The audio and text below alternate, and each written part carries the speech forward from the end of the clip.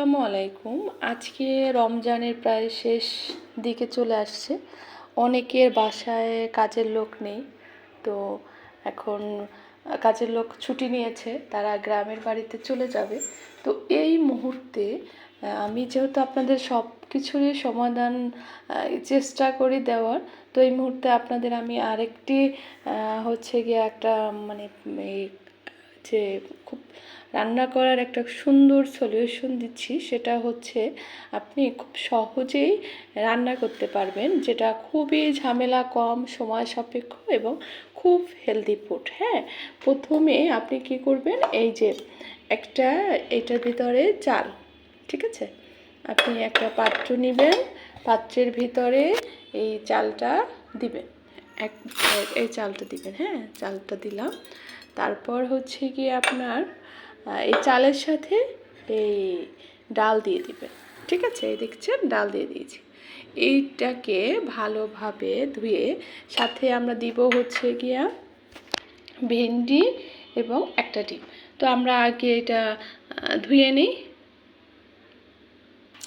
আমার চাল ধোয়া শেষ, এটা এখন চুলায় দিয়ে দিলাম এবং সাথে দিয়ে দিলাম হচ্ছে আপনার 1 গ্লাস পানি। এই যে 1 গ্লাস পানি, যেই পানির যে পরিমাণ চাল ডাল দিবেন সেই পরিমাণ পানি আমি এখানে অ্যাড করে দিলাম। অ্যাড করে দিয়ে সাথে দিয়ে দিলাম এই দুটো আমি যে সবজি রেখেছি, এই সবজি দুটো এই পাশ থেকে রেখে দিলাম। হ্যাঁ, তো ডিমটা আমি আরও কিছুক্ষণ পর দিব। আর কিছুই করতে হবে না, জাস্ট এটা বয়েল হতে থাকবে। ফিরে আসছি বয়েল হওয়ার পর আপনাদের দেখাবো যে জিনিসটা কতটা সুন্দর হয়েছে, কতটা ভালো হয়েছে। একটু অপেক্ষা করুন। দেখুন, ফাইনালি আমার রান্নাটা হয়ে গেছে।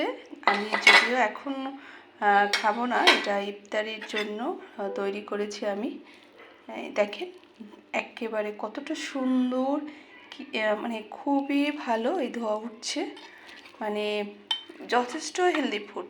আমি এখন খাবো না, তো আমি একটু প্লেটে তুলে আপনাকে দেখাচ্ছি যে জিনিসটা কতটা সুন্দর হচ্ছে। হ্যাঁ, এই দেখেন আমি এইটা প্লেটে নিলাম।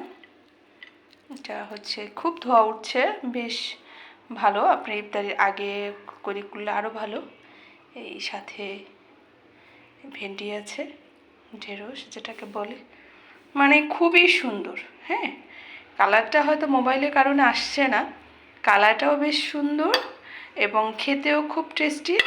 সাথে আপনি একটু একটা লেবু অথবা অন্য কিছু শসা টমেটো অ্যাড করে খেতে পারবেন।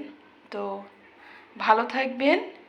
তো নতুন নতুন আপনাদের আরও ছোট ছোট টিপস নিয়ে আপনাদের সামনে হাজির হব। এটা খুবই ইজি, শুধু ফ্যামিলি মেম্বারদের সাথে ঝগড়াঝাটি না করে সবাই এইভাবে খাওয়ার অভ্যাস করুন।